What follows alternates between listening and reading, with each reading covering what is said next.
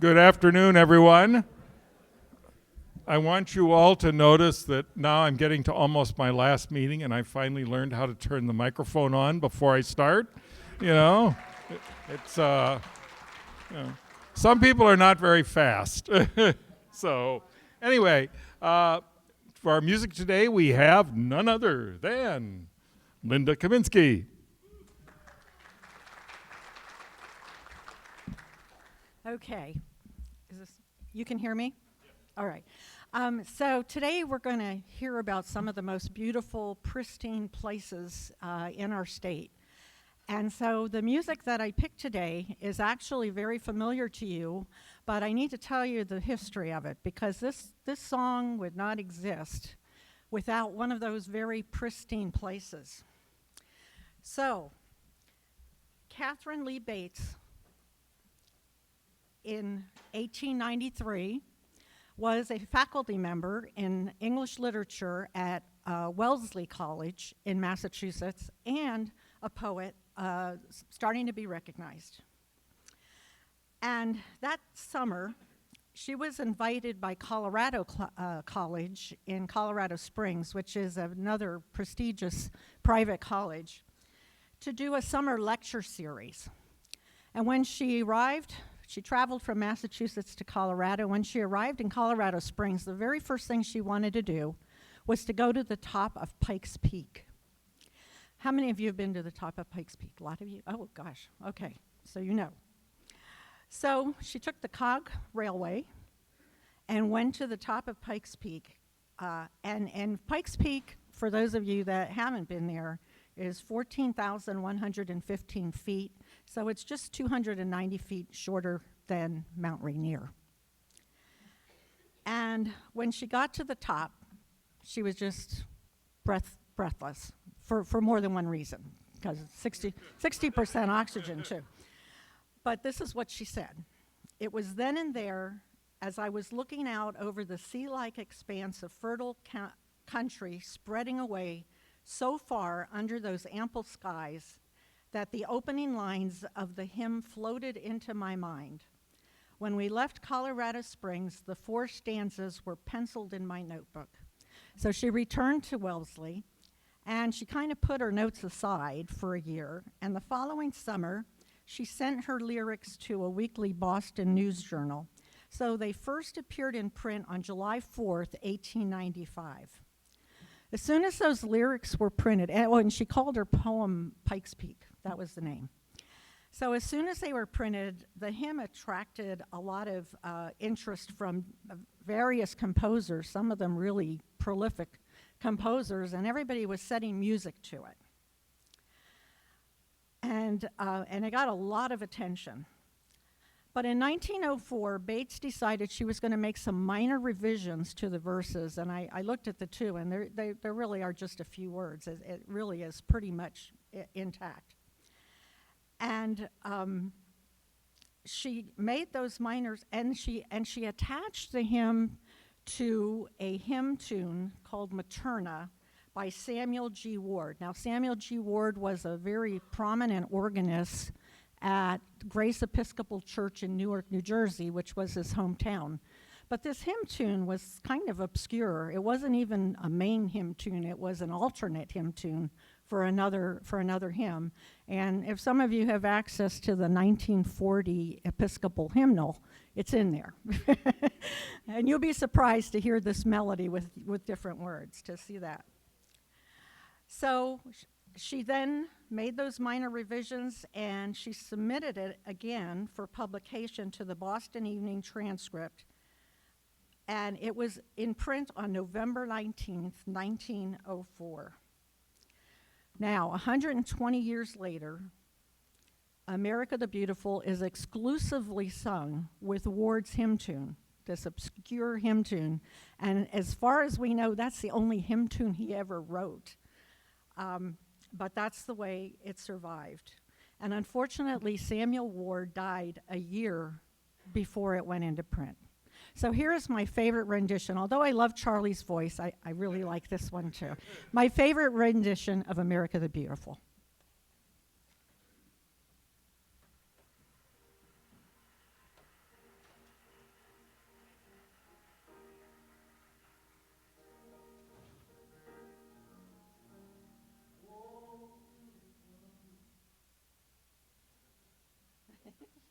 video.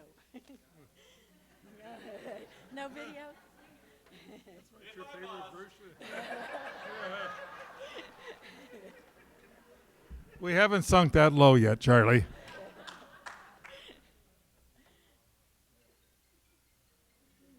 There we go.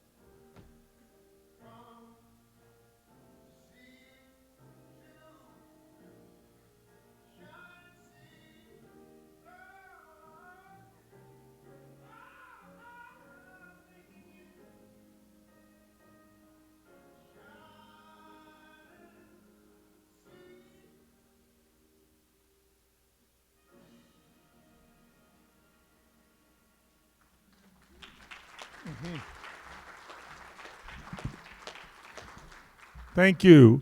And now for our invocation, Priscilla Trevino's lookalike, David Links.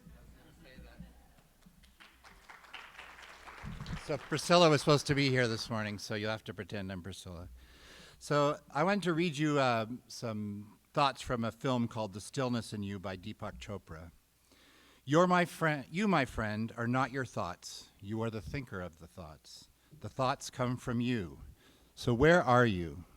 You are in the stillness, the silence between your thoughts. That stillness, that silence is you. And that you is the window to the infinite mind. The mystery we call God is whispering to you in the silent space between your thoughts. It is for this reason that the great wisdom's traditions say, "Be still and know that I am God." Between every in-breath and every out-breath is the stillness. Between every thought that arises and every thought that subsides is the stillness. Watch the stillness between your breath, between your thoughts. Just observe and watch the one who is watching. Turn your attention to the one who is listening.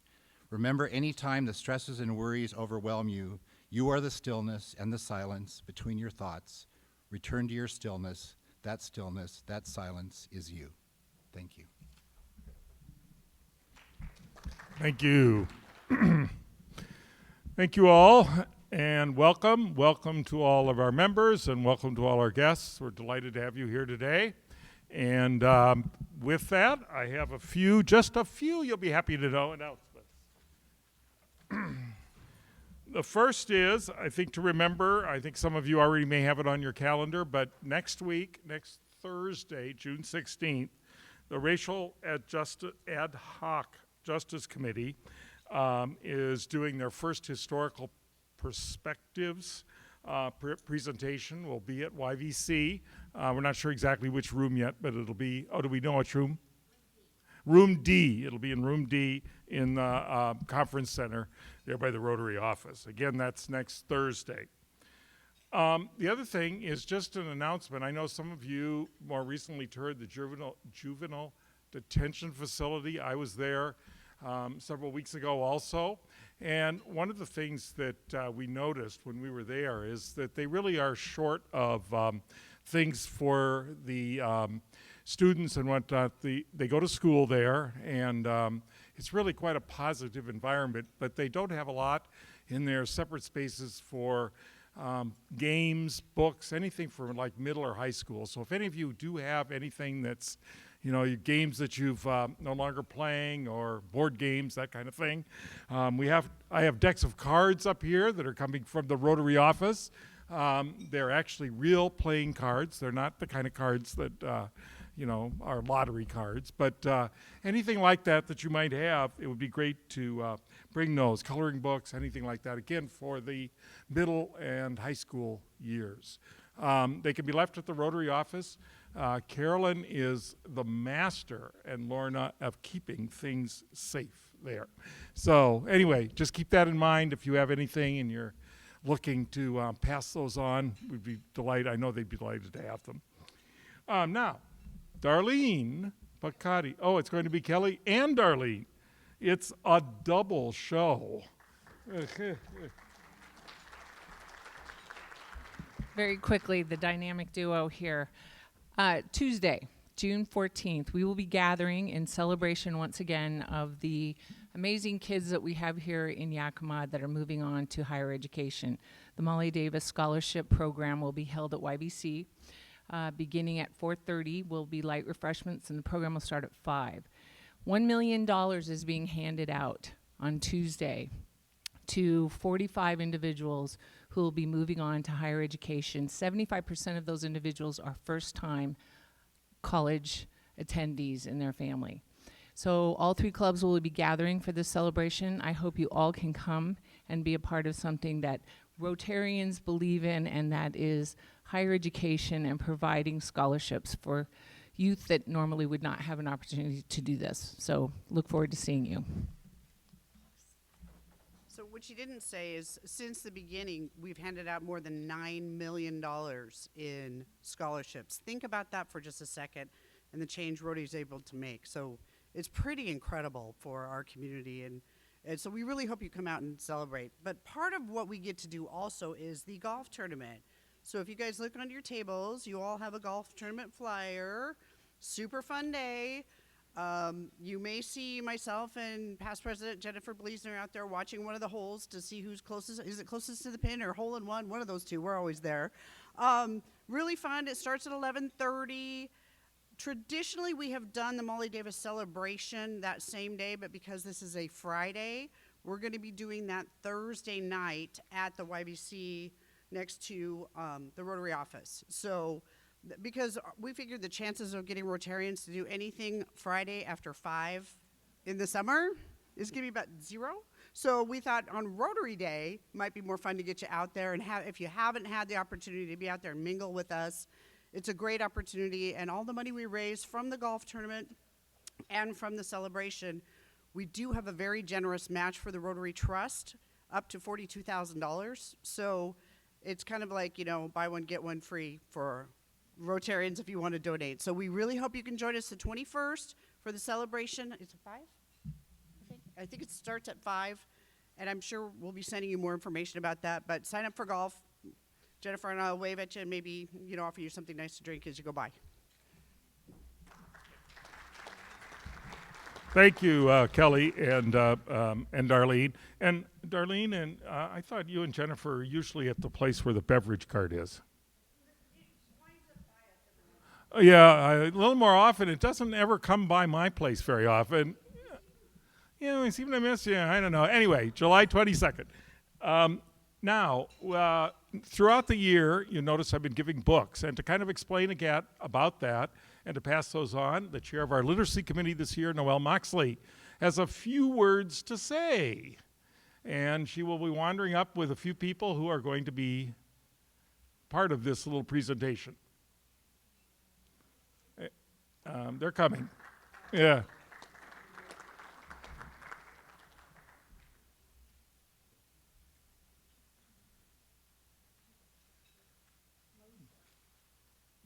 I'll get those. Yeah, I'll get those. You go get them.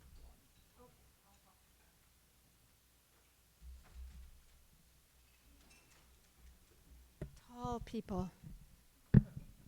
Anyway, as John mentioned, I have chaired the Literacy Committee for the past year, and as he also mentioned, he has elected to give books as thank you gifts to our speakers. And we have kept those books, and we now have 40 plus books to give to the 2 reading centers in our community, also John's idea. So we have representing the Washington Fruit Reading Center, or the Washington Fruit Community Center. We have Kim Lopez, and 2 of these books, 2 of these packages are for you. You can have one. And we have also from the OIC Henry Beauchamp Community Center, we have Anthony Peterson. So these 2 are for you. One, and this one is also for you. You can grab it on your way out. Then the Literacy Committee decided that in order to have the largest, most significant impact on children being ready for kindergarten, we should focus our entire budget in one place. And the committee then selected the new, about to be Early Learning Center at Heritage University.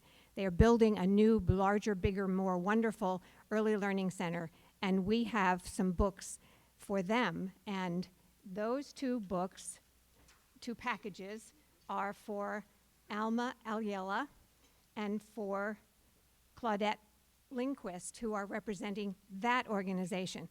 We have, back in the Rotary office, 6 ginormous boxes. I swear they're this stacked up. They're probably about this tall, of books that will be given to the Early Learning Center. We have probably 500 or 600 books. We have purchased all of the books, both the thank you gifts and the books for the Early Learning Center, locally from Inkling's Bookstore, with the help of their owner and their teaching manager, who are wonderful, wonderful people. So it's certainly a pleasure to give to people in our community books to help all of our kids be ready and to learn how to read. So thank you very much.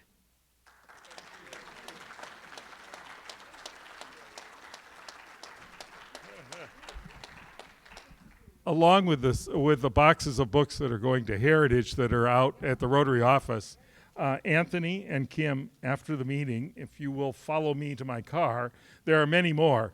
I just didn't feel like we should bring the whole box of books in and have you bring them in and then carry them out. Mostly, I was concerned about myself bringing them in.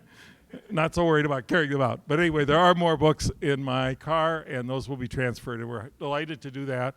And I'm pleased that that would be something we could do during my Rotary year. So thank you all, and I hope all the people at both the Early Learning Center at Heritage eventually and at the two community centers will enjoy them. And with that, we now have none other than, and I know he's here because I saw him come in, his name is Austin Beebe, and he's hiding over here. And he is going to extract large sums of money from you. And you know, he's a pretty tough guy, so I'd be watching him. And listen. Well, housing prices are up, so I'll expect you to refi your houses and use that equity you've had to donate here. So I expect that all by the end of the week will be great. So today we're going to talk about parks. Big or small, doesn't matter, national, local, just parks are amazing in general. And I do want to give some recognition to the people in this group. Has anyone here been a part of any of the park builds or park cleanup any time in your lifetime? Please raise your hand. First of all, I want to give a big thank you to all of you who put in that work. If you didn't raise your hand, guess what? You owe $1. And make sure you're at the next park build. Perfect. In regards to parks, one of my absolutely favorite shows is Parks and Recreation. And it's sort of a slapstick comedy, very dry humor, but there's a segment where the community comes in and complains about their park system. So what I'm going to do is we're going to play a little game. This game is called TV or Reality. There's a handful of complaints that are from a TV show, and a handful of complaints that were actually on Google, Yelp, or in real life.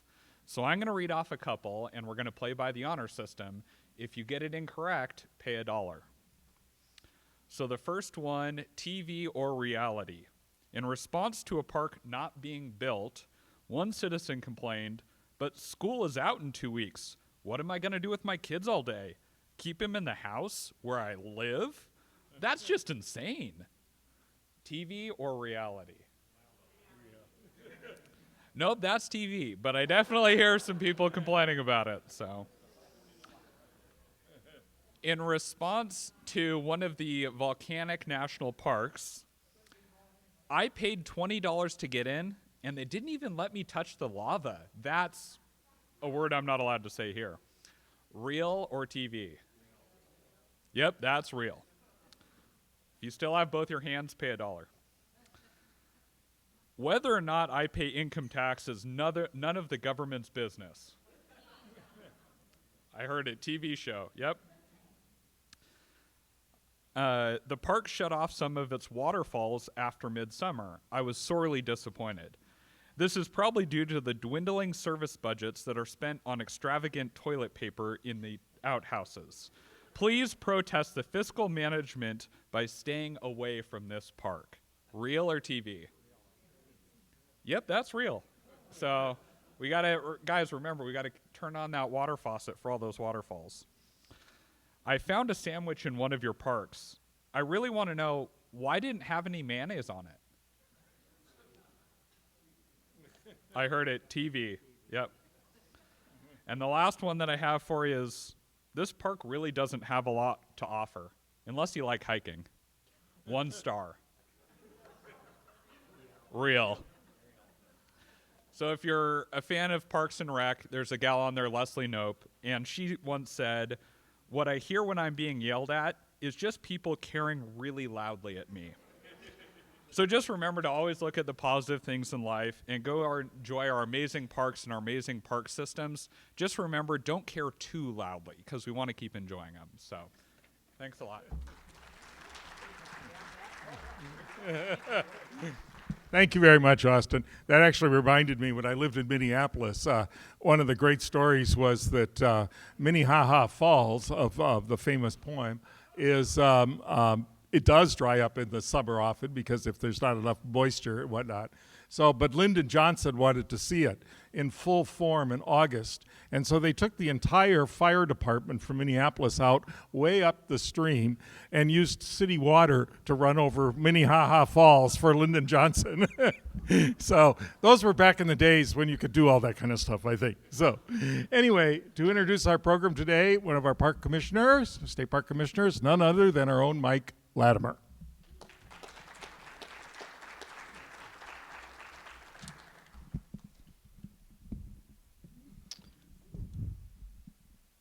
All right, well, good afternoon. Thank you for this opportunity to introduce a friend and colleague of mine, Mark Brown. I met Mark in 2018 when I joined the Washington State Parks and Recreation Commission when I assumed the position of the late Doug Peters. He had vacated that position, so I had an opportunity to join. Mark has been a tremendous friend and mentor to me while serving on the commission. Mark began his professional career as a staff member for the Senate Ways and Means Committee and then spent nearly 20 years directing state and federal governmental relations for the Washington Federation of State Employees. He served 4 years as a member of Governor Lowry's executive cabinet as director of the Department of Labor and Industries. He also served 10 years as a local elected official, including 7 years as a mayor of Lacey, Washington. Mark was appointed to the Washington State Parks and Recreation Commission by Christine Gregoire in 2010 and then reappointed by Jay Inslee in 2016. He recently retired as president of Connections Public Affairs, where he worked for over 20 years, representing numerous clients, both private and public, to advance their interests at both the state and federal level. Mark has an important connection to Yakima that probably most of you are not aware of. When I assumed the role as board president of the Capitol Theater back in 2015, and this was before Charlie Robin was the CEO, the theater was in dire straits. The economy was tough following the great financial crisis, and the theater was losing hundreds of thousands of dollars. In fact, I think if I specifically remember, in 2013, our operating budget was in a deficit of about $298,000. And one thing that helped to save the Capitol Theater, I think, during that very tumultuous time period was an influx of about $500,000 from a public facilities district grant. And Mark was the lobbyist that worked with the Capitol Theater during that period of time to secure those funds for the Capitol Theater. So it came at a time when the Capitol Theater needed it the most. So serving on the Washington State Parks and Recreation Commission is Mark's principal community service. He is currently the commission chair. During his tenure on the commission, the agency has transitioned from operating largely through general tax revenue to raising over 80% of its operating costs from earned revenues. During his tenure, the agency has undergone a top-to-bottom transformation. Mark and his wife, Julie, have been married for over 50 years. They have 2 daughters and 4 grandchildren, and they reside at the Links at Indian Summer in Lacey, Washington. Please provide a warm welcome for Mark Brown.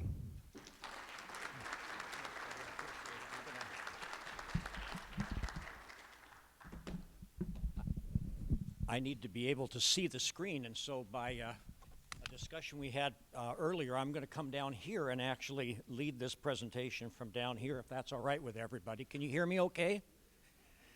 First of all, listening to that introduction, I kind of reminded I'm at that point in my life, and maybe some of you, where most of the credentials and things in my past are preceded by the word former. And so, but I am still currently a member of the Parks Commission, and thank you, Mike, for that nice introduction, and thank you, Yakima Rotary, for inviting me to be here today. I'm a lifelong Washingtonian, used state parks my whole life, and I think it's an honor to be on the Parks Commission, but I love going around the state of Washington and talking about one of the oldest, one of the largest, one of the most diverse state park systems in the nation. Start out with something that's kind of dry, and I should tell you this presentation is a lot longer than the time we have allotted, so I'm going to really rush through this, and I apologize in advance. These pictures you're going to see, with few exceptions, are pictures I've taken with my iPhone over the 10 plus years that I've been on the commission. But here's our mission statement. I'm not going to read that to you. but you can read it on your own here for just a moment. But that's the focus of our energies at the Washington State Parks and Recreation Commission. We are a commission-led agency. I want to ask a question. Where's the Sergeant of Arms? Every time I mention Mike's name, does he have to put another dollar in the good and welfare fund? But it's a 7-member commission appointed by the governor, 6-year terms, and usually if you want, you get a second term. So you're signing up for 12 years, part-time, a lot of work, and this is, of course, an unsalaried position. But it's a wonderful opportunity for public service. The top photo is our current commission, minus this gentleman right here, who is Steve Milner from Chelan. Folks from all over the state of Washington. We're so fortunate to have Mike on the commission. He's just been amazing. He's our immediate past chair, and I can't tell you how grateful I am to him for his willingness to serve. He had a great mentor in this gentleman right here, former member of yours, of course, the late and great Doug Peters. Doug was asked by the governor to be on the commission and did a wonderful job, and when he left, he asked Mike to step in, and the governor appointed him. Our job is to set policy for this agency, establish the priorities, approve the budgets, we hire the director. That's our job. It is an amazing history, as I mentioned before. I suppose it might come as a surprise to some of you that we're actually 109 years old. The first park was Larrabee State Park up in Whatcom County, famous for its fossils, if you didn't know that.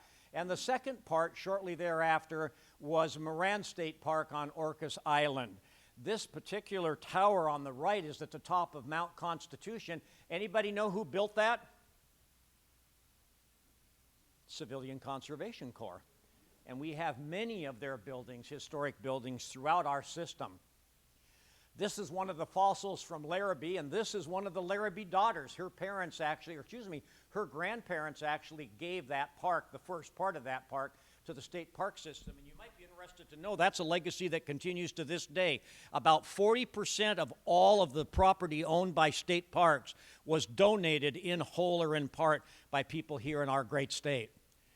And the reason for that is because this system contributes so much to the quality of life here, right? And also does a nice job in terms of lifting the outdoor recreation economy, which is very important, especially in rural Washington. And I like to tell people that we have a little bit of everything with 124 developed parks. Everything, whoops, I'm going to go back there. Everything from A to Y. A being the Astronomical Observatory at Goldendale Observatory, State Historic Park. And over here we have a yurt. And I have to say, in my 10-plus years on the commission, a lifelong state park user, I haven't found anything in Washington State Parks that starts with a Z. And Mike and I have not been successful in getting zip lines, so I'm hoping we can go from A to Z, but at the moment we have everything from A to Y, and notice that beautiful lighthouse in the middle, we have many of them. We have 19 marine parks. Going south in Puget Sound, there's Hope Island, just a little bit north of Olympia, all the way up to and including a number in the San Juan Islands, accessible only by boat or float plane or somebody who is a really good swimmer. These are some of these marine parks. They are absolutely majestic. They're absolutely gorgeous. You can see some of the signs of some of these parks. We have 16 heritage sites. This happens to be the Jackson House, which was a homestead and a courthouse and one of the oldest buildings in the state of Washington. And we've already talked about the Astronomical Observatory in Goldendale. Mike and I and our commission colleagues and the governor were just there a few weeks ago because the visitor center there has been completely redone and is really an amazing place. I hope you can all get there and look through the lens of that telescope. The first time I ever saw a binary star was through the lens of that telescope. This is the big guns at Fort Casey. We have 11 historic parks, and Fort Casey is just one of those. I was telling some folks a few moments ago, this particular gun was not from Fort Casey. The guns from Fort Casey were actually melted down at the end of World War I, but the people up in that area, and that's on the south end of Whidbey Island, actually not the south end, on the west side of Whidbey Island, they actually discovered that these same retractable guns that were at Fort Casey during World War I, some of them were actually at an abandoned U.S. Army fort in the Philippines. This gentleman came from Washington, D.C. for the 50th anniversary. He was the Navy admiral that led a crew that disassembled these guns in the Philippines and brought them to the United States so they could be put here at Fort Casey. That's an example of some of the great history in our parks at these 11 historic parks. 13 interpretive centers. I hope some of you, maybe most of you, have been to Sacagawea State Park. This is the interpretive center there, one of 13. I love this interpretive center because we make a good effort to try to tell the whole story of that site, not just when white people showed up, right? But going back into the times of the indigenous people who have lived there for centuries and come to that place to hunt and gather. We have, I don't remember how many learning centers here, but we've got a few. This is one that's pretty close to you. Have any of you been to Brooks Memorial State Park between here and Goldendale? We have an interpretive center there. Whoops, sorry, that's a little too fast. Sorry. The children here, Julie and I were there, Mike and Mary Ann were there at the same time. We paid a visit there, and this was an outdoor camp for these kids, and they were learning how to make keychains. And this lovely lady right here is my wife, who accompanies me to almost all of the park visits that we do, which is a real blessing for me. But these kids look like they're having a good time, don't you think? And then, of course, the traditional parks with the campgrounds, usually a water feature or a beach. This is Lake Curlew State Park. We have, Concanoli State Park, where we have this deer here. And then this is my wife and I and a former commissioner and her husband up at, where is that? That's Field Springs. I don't know if any of you have been there, the high plateau above Field Springs. I have to just say, this was a beautiful tree, stood there for obviously decades, blew over in a storm, and our long-term ranger there, our long-time ranger there, and this is how creative our staff is, they said, let's turn it into a chessboard, and so that's, again, an example of how creative our staff are. We manage 59 miles of beaches and over 700 miles of trails, the longest of which, of course, is the Palouse to Casscage Trail. And Commissioner Latimer and I were in Tico on Sunday for the dedication of the new trestle. Not a new trestle, a trestle that's been there for almost 100 years, but been abandoned since the railroad abandoned that rail line, and now been restored, and a missing link on the Palouse to Casscage Trail has now been filled in. We've got over 2,000 historic structures. This building to the left here is the headquarters at Beacon Rock State Park, but again, one of over 2,000 structures. But take a look at this number. Over 700 of the buildings in your state park system have an official historic designation, more than the rest of the state government combined. And over here, 1,000 employees at peak season, $231 million biennial operating budget, $125 million capital budget, and we've got over 100, and that's actually, wow, that's like $1,210 million, but that's not accurate. They missed the comma there. That's actually, we've got about 121,000 acres of state park. Thank God we don't have 1.2 billion. That would be a little much. And then there's 140,000 acres that we manage because there are some other properties owned by Fish and Wildlife, owned by the National Park Service that we actually manage. When I go around the state talking about this park system, and Mike has heard this a number of times, I talk about how it's this amazing treasury of geological, cultural, recreational, educational assets. This is an example of some of the geological features that are part of our system. My wife and I at Palouse Falls. This is Steamboat Rock. I don't know how many of you have been to Greece. I've had the good fortune. This looks like a hilltop fortress, doesn't it, if you've ever been there? It's just a landmass, but that's Steamboat Rock State Park.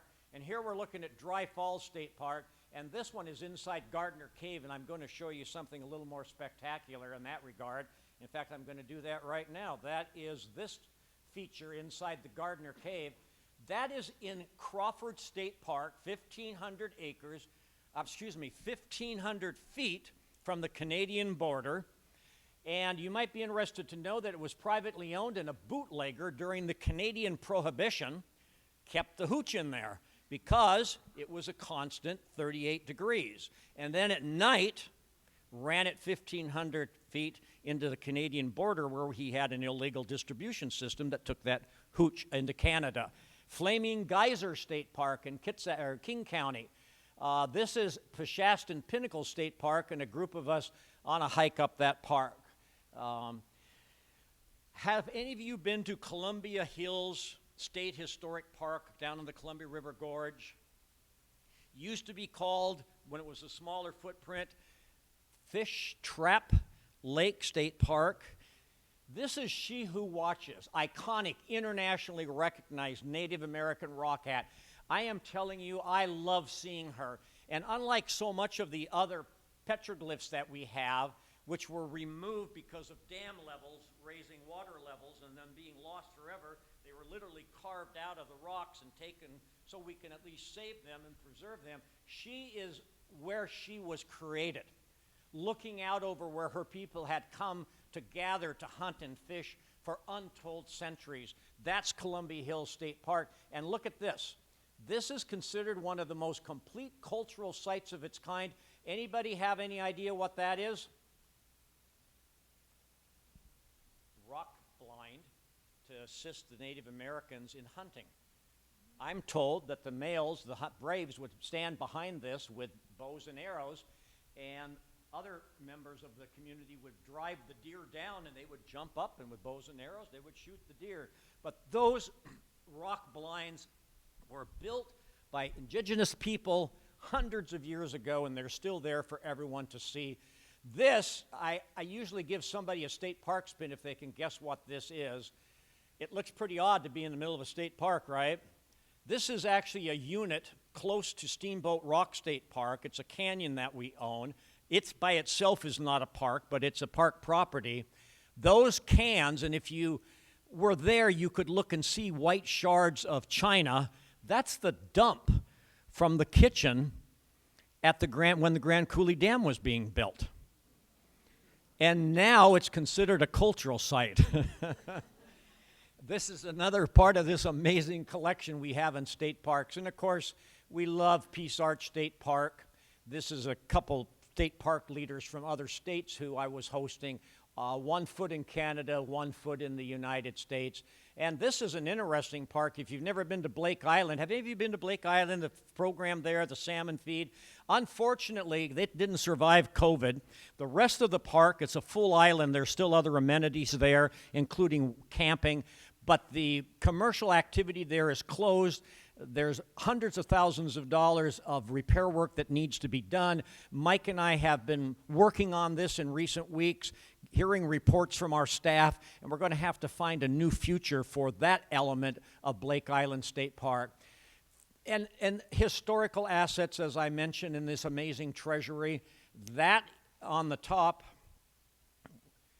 this is called the Tower at Fort Worden State Park, built by an Episcopalian minister to impress his girlfriend in Scotland, because he said, if I build a castle, she's surely going to come and marry me. So he built the castle, and she didn't come. But the rest of that is the Army buildings at Fort Worden. This particular site is the historic lighthouse at Lime Kiln State Park. We celebrated the 100th anniversary of that lighthouse about 2 years ago, just ahead of the pandemic. I showed you a cabin earlier called the Jackson House. This is the inside. And this is to just illustrate all of the effort we're making, the millions of dollars we're spending on the 700 plus miles of trails that we have. We call them lateral parks. This happens to be part of the Palouse Casscage Trail. This is between North Bend and Snoqualmie Summit. This is something that you all may know about, and if you don't, you should know about it because it's in your backyard. Anybody know where that is? Fort Simcoe. Right over here in the middle of the Yakima Nation at the end of the road, literally at the end of the road. This is the commanding general's home, still intact. There are other homes intact. This was one of 4 corner houses that was built because this was a wall-less fort, but you had this kind of a structure, and this is an original built in each of the 4 corners. That is 17th century plumbing. That's an outhouse, probably the oldest outhouse in the state of Washington, certainly the oldest elevated outhouse. And this is actually a recreation of the barracks building. But you have in your back door Fort Simcoe. This is a pre-Civil War fort. This is the oldest property that we manage. We don't own it, the Yakimas do. We operate this park on a 99-year lease with the Yakimas. But I would be negligent if I didn't say to you that if you were to go there and look at the interpretive work that's done there, go in the Interpretive Center there, one of the old buildings, you might not know that the Army was only there for 2 or 3 years. Afterwards, there was a boarding school operated by the Bureau of Indian Affairs with compulsory attendance. I mean, literally, these children were taken from their parents, forced to go to school there, and some of the stories we've all heard suggest that that was for many a very horrific situation and experience. But that's part of the history of this site. Sad history. A few more pictures from around the state of Washington. This is one of the museums at Fort Worden. This is too dark, I apologize. This is an annex of the wooden boat folks on Lake Union in Seattle. That happens to be at Kama Beach State Park, right on the beach. Commissioner, let's see, I think he's in there with us. Commissioner Latimer, yes, I remember. Commissioner Latimer was with us on this trip. This is Roald McDonald's grave, way up in the northeast corner of the state. People say that's our smallest state park because all we own is that grave site. I'm still not sure of the history of how we ended up with it, but the people up there love it because if you approach that, you'll see this huge sign saying Washington's smallest state park. If you don't know who Roald McDonald was, he was an explorer and one of the first white people to actually be allowed into what was then a closed society in Japan. And people growing up in Japan, school students there, they learn about him. And most of the things that are left in tribute to him at that headstone are Japanese coins from Japanese who will travel all the way to this site to pay homage to him. And one more quick question to see if anybody knows, and I'm going to really have to blast through these. Anybody have any idea what this building was used for? Mansfield State Park, Kitsap County, and that's a torpedo building. I don't know exactly how it operated, but torpedoes were in there and then loaded onto ships eventually. So really quick, I mentioned again in this treasury of assets, the recreational assets, the Hoko River, the Nisqually River, the horse park that we own, operated by a foundation outside of Ellensburg and Cle Elum, more recreational opportunities. This is Field Springs State Park, now reopened a few years ago, the playgrounds. Where is this? I'll come back to that. Lake Sylvia State Park. That's Hope Island I mentioned at the south end of Puget Sound. And this is Sammamish, Lake Sammamish State Park. This is a national women's volleyball competition that occurs there every year. That's my daughter, my oldest daughter, and her husband and their dog and my wife at Palmer-Tonasket State Park. There's a beautiful beach there, rock climbing off of the Palouse to Casscage Trail in this lower photo, and that's Julie and I actually bicycling on the Palouse to Casscage Trail. Opportunities for our kids, this is the top photos, Lake Sylvia up in Montesano, and this is the annual Yule log where the kids go into the forest and find the Yule log. Junior Ranger program and more from the Yule log experience. Educational facilities all over the state of Washington. I don't know if any of you have traveled to the southeast corner of Washington State. Mike and I have been there. That's a state park facility. That's Camp Wooten, one of the environmental learning centers. And this is actually Brooks Memorial over here that we talked about earlier. And that's a marine center at Fort Worden State Park. 124 developed parks, other properties. We also are the designated lead for the federally mandated state boater safety program, and that includes facilitating marine law enforcement training. Mike talked a little bit about this in his introduction of me.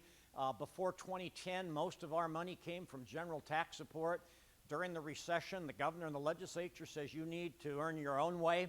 So there's been a complete transformation of the way we fund our agency, and as you can see today, about 80–85% of every dollar to operate state parks on the operating side, not capital, operating side, comes from earned revenue. The biggest piece of that is the Discover Pass right here. You can see here Discover Pass, camping fees, overnight accommodations and cabins and yurts, and we actually have teepees in our organization. This year, we anticipate a record number of visitors, 27% of the 40+ million we expect from out of state. We're putting just under $2 billion into the state's outdoor recreation economy. We generate $116 million in state and local taxes, which is more than they give us to help operate the system, but we understand that.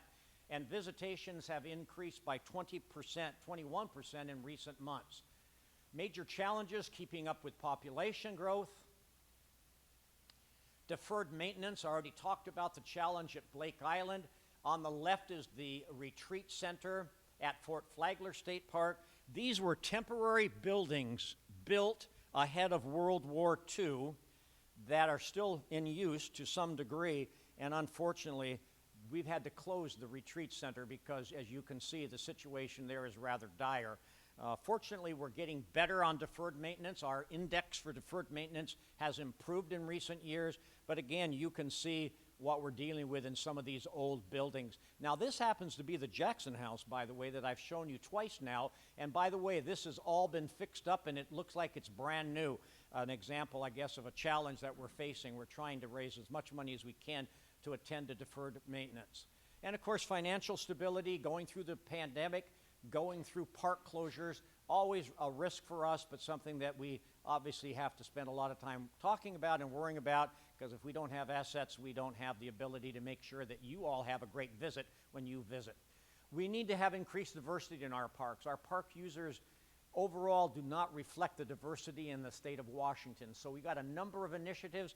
Mike and I have benefited from 2 reports that have been done just in recent months to identify barriers to getting people of color into our parks, and we're working with a number of partners on a number of initiatives to try to increase diversity in our park. Climate change, this is the top of Mount Spokane. That's the, let's see, what is that? The Vista House at the top of Mount Spokane. Mount Spokane is a regional ski resort. There's no snow, there's no skiing, so obviously climate change is a challenge for us at the highest elevations, but we also own all of these beach properties along the coast and through central Puget Sound, so you can see rising sea levels presents a challenge for us there as well. Lots of exciting developments. I don't have time to highlight most of these. Just say that these are some exciting things that are going on in state parks right now. I do want to mention the ability of folks to go to many public libraries, check out that backpack. You have field guides, you have binoculars, you have a Discover Pass. One way we're trying to reach to people that might have a little bit of a challenge getting into state parks, helping enable that. That's the new Observatory Visitor Center at Goldendale. We have a couple new parks we're working on. This is at Nisqually State Park, our newest state park, a partnership with the Nisqually tribe. That is now a boutique hotel. I turned the clock back 8 years ago, and that was a building that was about 2 breaths away from a wrecking ball.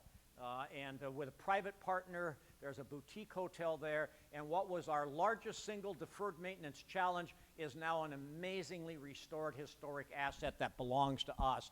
And Mike and I were over at the over near Beverly by Mattawa on the Columbia River. We just opened the Beverly Bridge that spans the Columbia River there. So we're putting a lot of effort into trails, these 2 pictures there. You know, you're looking for something to do, you're all involved in this community, but we've got over 1,000 active volunteers, 25 friends groups. You can be a camp host, spend a month in a state park helping us by being a camp host. We've got park hosts that play a little different role, essentially volunteers more broadly in the, not just in the campgrounds, but helping us more broadly in the parks. And we are a proud partner with the Coast Savers. And if you're looking for philanthropy, the Washington State Parks Foundation, this is a great organization that supplements what we're able to do, mostly on the capital side with projects, some project work as well. And I think 2 new state parks, Miller Peninsula up in Jefferson County, and I've already mentioned Nisqually State Park. That happens to be the governor with the Nisqually Tribal Chair, one of our great staff, and that's a state senator. And we are working, in fact, we just received a report on Monday in our budget committee, and we're going to be asking the legislature for the next phase of funding to actually get some campgrounds. And other ways you can help, you can give us money. You can buy a Discover Pass even if you don't need it. My wife and I have this license plate. Whoop, this license plate on both of our cars and cost you about 30, 35 bucks a year to help us. Obviously, we have a gift shop online, and when you renew your when you renew your license tabs, please give us that $5. It makes a big difference. And thank you so much. I do want to say I got 2 props here. Can you hear me okay? Just say that this is absolutely amazing. And if you go to one of our parks, $8, beautiful pictures and a synopsis of all 124 of our developed state parks. If you're not near a park and you want one, go online. It's a little more because we have to ship it to you. But this park field guide is one of the best any park system has ever done anywhere in this nation. It is amazing. And free, back here in the basket, I brought a bunch over. Mike and I'd like to have you take home one of our Washington State Park maps. Again, there's a grid in there with a little information on all of our parks. I'm pretty sure I've overstayed my welcome. Thank you so much for having me.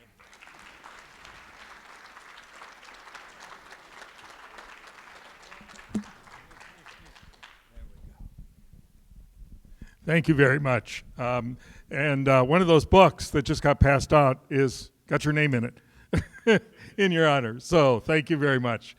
Appreciate it. I know the parks were always an important part of my life, and even though they were Iowa, Wisconsin, and Illinois state parks, but the same idea. I really appreciate it.